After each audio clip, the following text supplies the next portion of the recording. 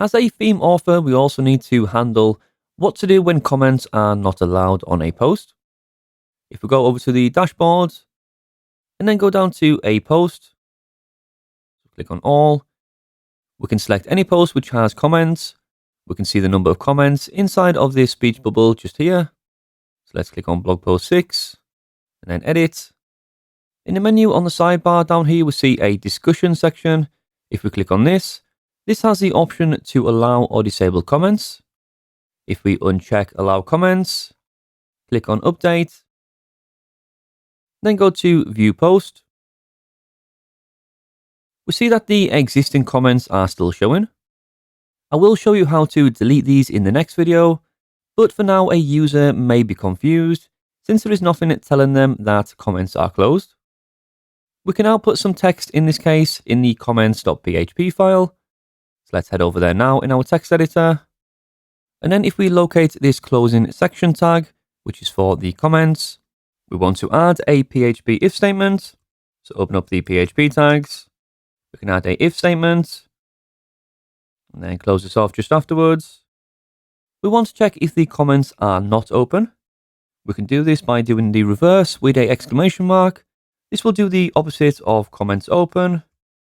So this will only be true if the comments are closed. Add a comma just afterwards, which will run the code on the next line if the condition is true.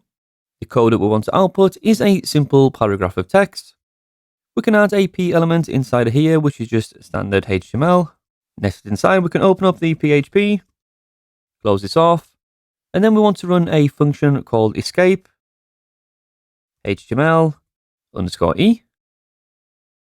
This is a function which will display the translated text that has been escaped for safe use in HTML output. And the text that we want to add is simply comments are closed for this post. Add a semicolon just afterwards. Now let's head over to the browser and then reload. We've got a syntax error. And we just want to close off our if section.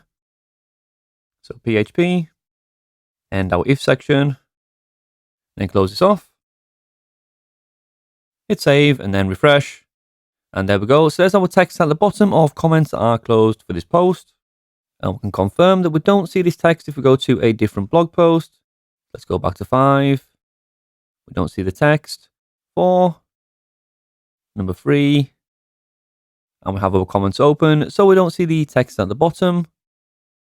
So this is only a small change, but this is a nice touch, which can help the user experience and stop them getting confused why they don't see a comment form showing on the post.